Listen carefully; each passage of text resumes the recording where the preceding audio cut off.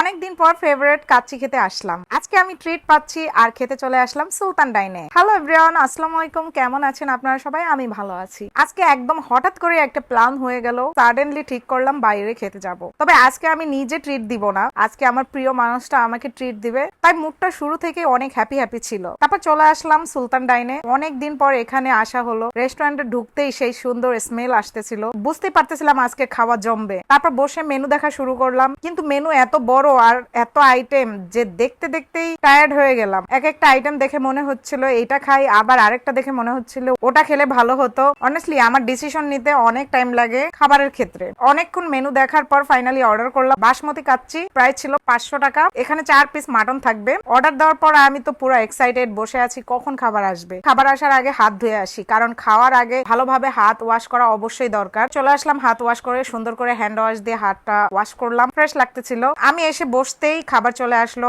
আর খাবারটা দেখে আমার রিয়াকশন ছিল ওয়াও। সত্যি বলতে দেখতে এত সুন্দর লাগতেছিল যে খাওয়ার আগে মনে হচ্ছিল অনেক মজা হবে। প্লেটে খাবার নিলাম, সুন্দর করে আলু, মাংস আর বাসমতি রাইস একসাথে নিলাম। শুরু করলাম খাওয়া। প্রথম লোকমা খাওয়ার পরে বুঝে গেছি আজকের ট্রিটটা একদম সেই।